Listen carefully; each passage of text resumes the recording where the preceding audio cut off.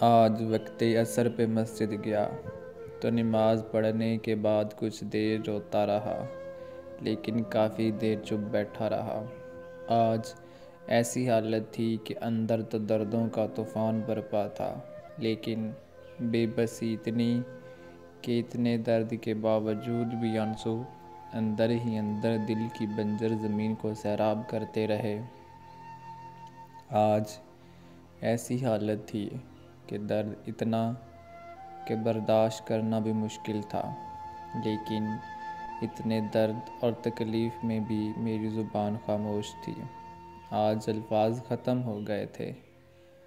آج دل چاہ رہا تھا کہ کچھ بھی نہ بولوں اور کوئی میرے درد اور اذیت کو سمجھ لے اور میرے ٹوٹے ہوئے دل کو سہارا دے، لیکن ایسا کچھ بھی نہیں ہوا۔ میں اپنے ٹوٹے ہوئے دل کے ٹکڑے اور امیدوں کے خالی دامن کے ساتھ، آنکھوں کی ویرانی اور بنجر پن حالت کے ساتھ گھر آ گیا۔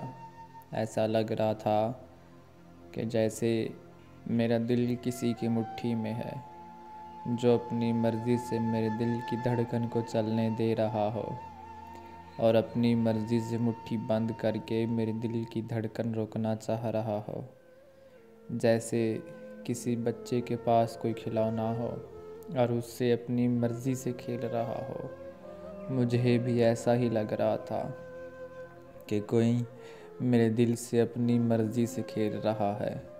جب وہ مٹھی کو کھولتا ہے تو جیسے سکون مل رہا ہو، اور جیسے وہ مٹھی کو بند کرتا ہے میری سانسیں رکنے لگتی ہیں۔ میرا دل ایسا کر رہا تھا کہ دل کو جسم سے نکال کر باہر رکھ دوں تاکہ آسانی سے سانس لے سکوں۔